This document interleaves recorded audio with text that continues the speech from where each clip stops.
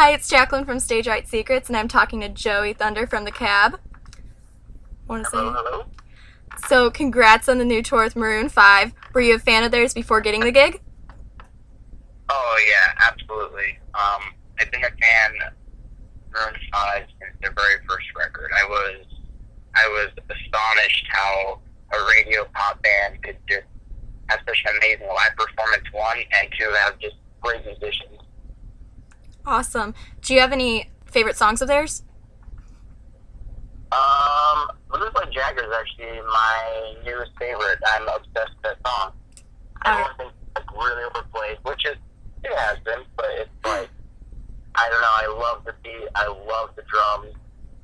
yeah. Such a fun song, you know. I don't know. How did you get to working with Parachute for your upcoming tour? Were you guys friends It was before? pretty much we were looking at opportunities on who we should tour with, if we should open for someone, or if we should have another, headliner of just us. But then we pretty much found out that Parachute wanted to tour as well. They were doing the same thing, and we thought about it, and we figured, it'd be different for us. We've never had a co-headliner with a band anything like them, but we're really excited to try and draw new crowds, and we're playing different markets than we used would play. So we're all really excited, actually. I'm excited to see them play live, because last time I saw them was, I think I went a year ago, and it was phenomenal. Awesome. How is it funding by yourself for your latest album? Um, it was, there's just different tasks, in terms of funding and writing and not having a label there. But, I personally think it's pretty amazing. Alex Leon got to get no boundaries in terms of lyrics, and Marshall, he had a lot of reign on the creation of the music itself. So without a label telling you what to do, you could really write from the heart and be honest about it. Awesome. So many people like Perez Hilton talked about Lala, and everyone says they love it. Whose idea was it to come up with a tour music video concept, and did you guys think it would be this big? I'm not 100% sure whose idea it fully was, but I love the idea because it's completely, like, yes, it's been done, but it hasn't been done to that extent, I feel like, in terms of the Cab doing it before that.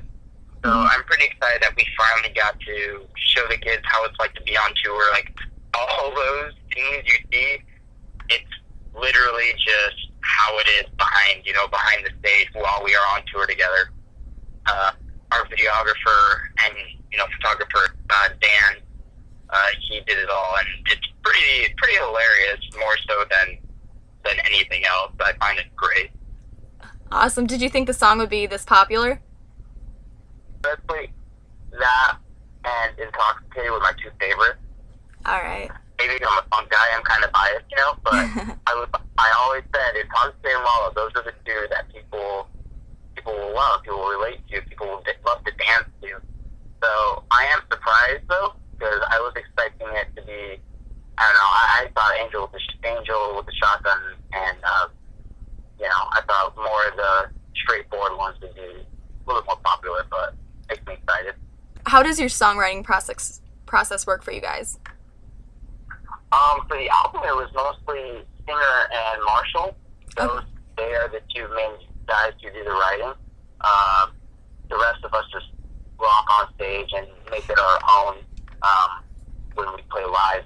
But what happens is Singer usually has like a melody he really enjoys, or a story he wants to tell, pretty much, that's either happened to him or that could happen to him, or something pretty personal of that extent.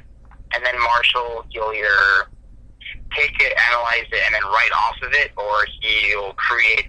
He's a huge beats guy. He loves making beats and like full-on production. So when Singer hears something that will inspire him that Marshall writes, he'll write around it. But Marshall is mostly, I guess you could say, the music director, and Singer does all the lyrics and melody for the most part.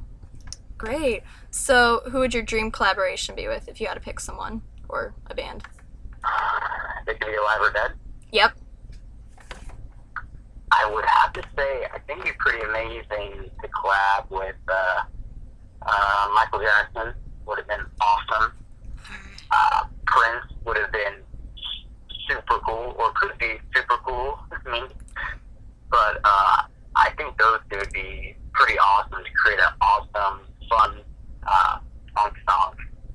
be like Lala 5.0. All right, so we got hundreds of fan questions for you guys, and that was one of them. But another one asked, "Crowd is the rowdiest for the fans." Oh, wow. I want to say Singapore stands out, maybe because it was just recent, but Singapore, seriously, it was amazing going up there and performing for them. We did like 2 shows back to back, and it was by far, number one, the most tiring day of my life. Playing 2 sets in a row is not the easiest thing to do, but it was so easy with them. They were so loud. They knew every word. It was insane. There is no words to describe, like, the excitement and what an honor it is to play there.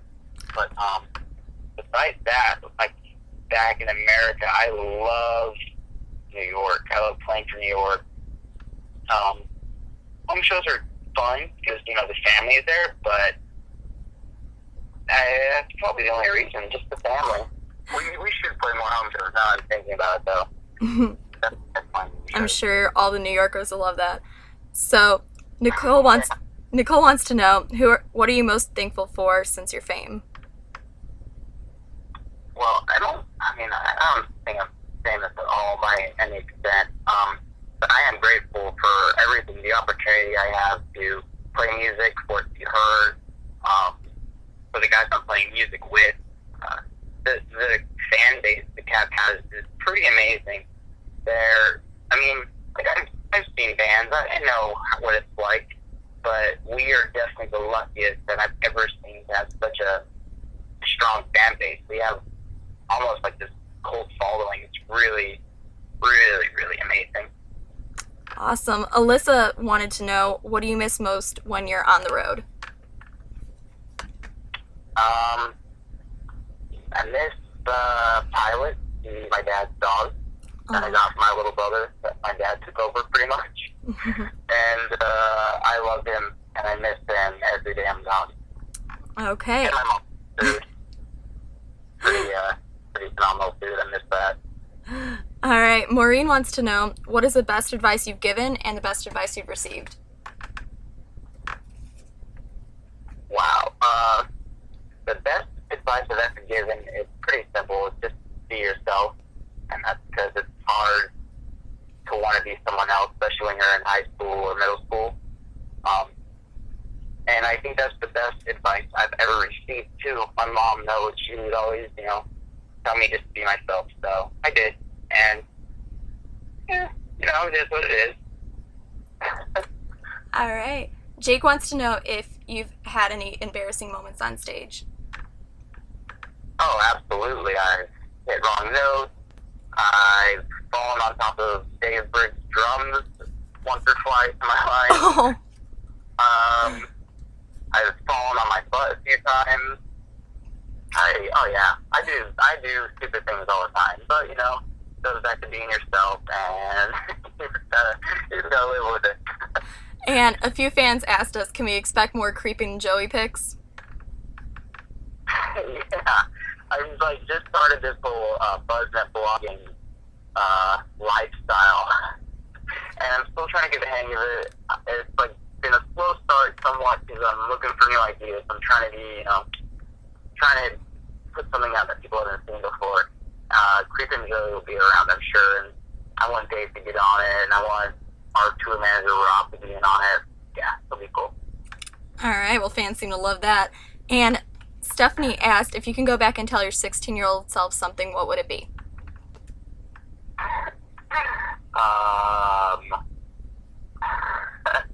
You're not missing out on prom.